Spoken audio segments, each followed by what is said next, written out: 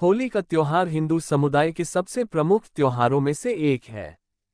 होली का एक महत्वपूर्ण हिस्सा है होलिका दहन।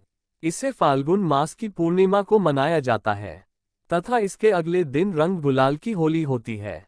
कई अन्य हिंदू त्योहारों की तरह होली भी बुराई पर अच्छाई की जीत का प्रतीक है। हम हर वर्ष बड़े ही धूमधाम से रंगों का त्योहार होली मनाते हैं। उससे एक दिन पहले मुख्य होली का त्योहार मनाया जाता है, जिसे होलिका दहन कहते हैं। इसमें सुबह के समय लोग वहां जाकर पूजा करते हैं, जहां रात को होलिका दहन होना होता है, और रात में धूमधाम से होलिका दहन किया जाता है। हर त्योहार की अपनी एक कहानी होती है, जो धार्मिक मान्यताओं पर आधारित होती है। होली के पीछे भी एक कहानी है। इसकी कथा सत्ययुग के एक दैत्य राजा हिरण्यकश्यप व उसके पुत्र भक्त प्रहलाद से जुड़ी हुई है। महर्षि कश्यप की पत्नी दिति के गर्भ से दो महान पराक्रमी बालकों का जन्म हुआ। इनमें से बड़े का नाम हिरण्यकश्यप और छोटे का नाम हिरण्याक्ष था। दोनों ही महाबलशाली, महापराक्रमी और आत्मबल संपन्न थे। दोनों भाइयों ने युद्ध में देवताओं को पराजित करके स्वर्ग पर अधिकार कर लिया। एक समय जब हिरण्याक्ष ने पृथ्वी को पाताल में ले जाकर छिपा दिया, तब भगवान विष्णु ने वराह अवतार लेकर पृथ्वी की रक्षा के लिए हिरण्याक्ष का वध किया। अपने प्रिय भाई हिरण्याक्ष के वध से दुखी होकर हिरण्यकश्यप महेंद्राचल पर्वत पर चला गया। वो भगवान विष्णु द्वारा अपने भाई की हत्या का बदला लेने के लिए ब्रह्मा जी की घोर तपस्या करने लगा। तभी इंद्र आदि देवताओं ने हिरण्यकश्यप के राज्य पर आक्रमण कर दिया और उन्हें राज्य विहीन कर दिया। दैत्यगण इस युद्ध में पराजित हुए और पाताल लोक को भाग गए। इंद्र को लगता है कि सारे दैत्य डर कर पाताल लोक में जाकर छुप गए हैं।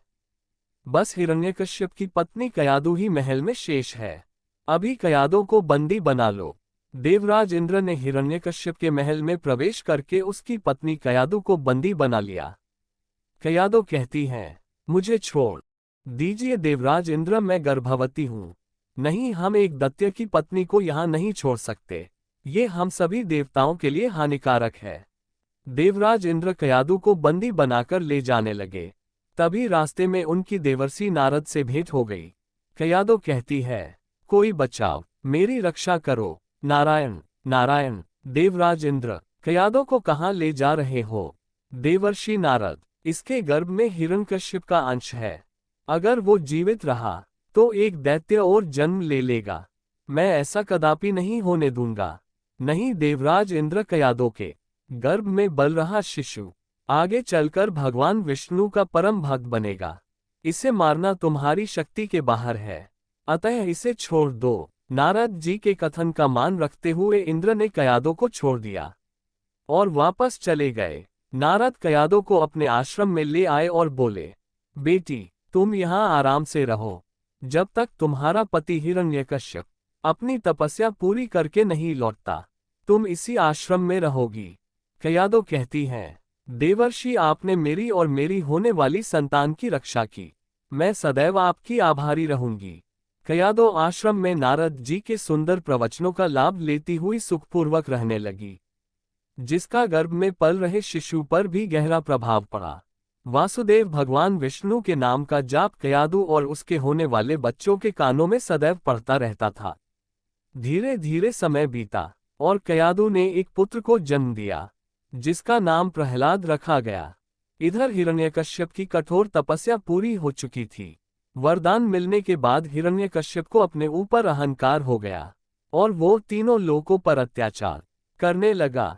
कुछ समय के बाद कयादु भी प्रहलाद को लेकर राजमहल में आ गई। भक्त प्रहलाद शिक्षा दीक्षा ग्रहण करने गए तो वहां भी वो श्रीहरि का नाम ही जपते थे। जब ये बात हिरण्यकश्यप को पता चली तो वो क्रोध में आ गया। अरे ये बड़ा दुरात्मा है, इसको मार डालो। अब इसके जीने से कोई लाभ नहीं है, क्योंकि ये शत्रु प्रेमी तो अपने कुल का ही नाश करने वाला हो गया है। नहीं नहीं स्वामी, ऐसा मत कीजिए। मेरे लाल, मेरे बालक को छोड़ दीजिए, ये आपका पुत्र है। सैनिकों ने प्रहलाद को अनेकों प्रकार से मारने की चेष्टा की, पर उनके सभी प्रयास श्री हरि की कृपा से असफल हो जाते थे। हिरण्यकश्यप ने प्रहलाद के हाथ पैर बंधवा कर समुद्र में फिकवाया। विषैले सांपों से डसवाया और पर्वत शिखर से गिराया। पर भगवान विष्णु के आशीर्वाद से प्रहलाद को कुछ भी नहीं हुआ। विष मिला भोजन खाने के बाद भी प्रहलाद पर कोई असर नहीं हुआ। प्रहलाद को मारने के सब प्रकार के प्रयास विफल हो चुके थे। एक दिन हिरण्यकश्यप इसी चिंता में डूबा हुआ था। तभी उसकी बहन होलिका उसके पास आई और बोली, भैया, मैं इतने महान बलशाली राजा को इस तरह चिंता में डूबा नहीं देख सकती। आपको आपकी सभी चिंताओं से मुक्ति दिलाने के लिए मैं आपके पास एक प्रस्ताव लेकर आई हूँ। कैसा प्रस्ताव बहन होलिका? मेरी तो सबसे बड़ी चिंता वो विष्णु भक्त प्रहलाद है। मुझे तो सिर्फ उसे मृत्युदंड देना है, उसके बाद मेरी सारी चिंताएं दूर हो जाएंगी। हाँ भैया, मेरे पास एक रास्ता है जिसके द्वारा आप प्रहलाद को मार सकते हो।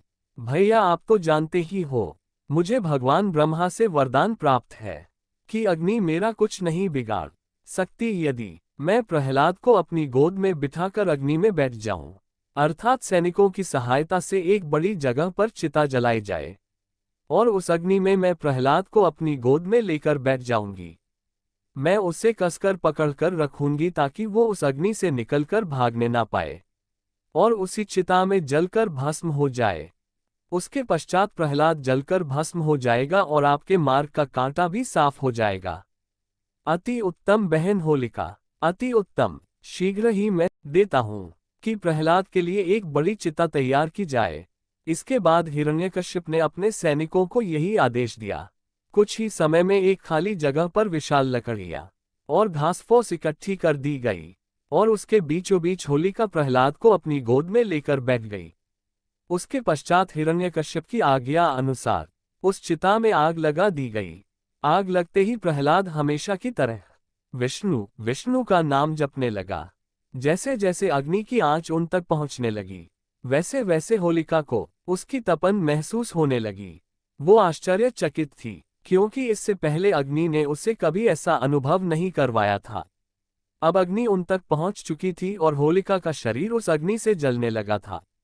तो वही प्रहलाद निश्चिंत होकर बैठा था और विष्णु नाम का जाप कर रहा था। होलिका को ये देखकर बहुत क्रोध आया और वो चीख चीख कर भगवान ब्रह्मा के दिए वरदान को झूठा बताने लगी। छल मुझसे छल हुआ है, ब्रह्मदेवा का वरदान झूठा है, बचाव कोई बचाव। होलिका की बातों को सुनकर भगवान ब्रह्मा जी प्रकट हुए और बोले, शायद तुम भूल रही हो, ये वरदान देते समय मैंने तुमसे कहा था कि ये तभी प्रभावी होगा जब तुम इसे स्वयं की रक्षा करने या दूसरों की भलाई के लिए उपयोग करोगी। पर तुम्हारे हाथों से इस वरदान का दुरुपयोग हुआ है। तुमने इस वरदान के द्वारा निर्दोष बालक को मारने का दुस्साहस किया है, इसलिए तुम्हें अपने करने का फल प्राप्त हुआ है। ये कहकर भगवान ब्रह्मा अंतर्ध्यान हो गए। वह अग्नि बहुत विशाल थी और होलिका चाहकर भी उस अग्नि से नहीं निकल सकती थी। प्रहलाद की रक्षा तो स्वयं नारायण कर रहे थे, इसलिए उसे कुछ नहीं हुआ। बाहर खड़े सभी सैनिक और हिरण्यकश्यप होलिका की चीख सुन रहे थे, पर कोई होलिका को नहीं बचा सका। देखते देखते होलिका का शरीर उसी अग्नि में जलकर भस्म हो गया। जबकि भक्त प्रहलाद सकुशल बाहर आ गया। तभी से उस दिन को होलिका दहन के नाम से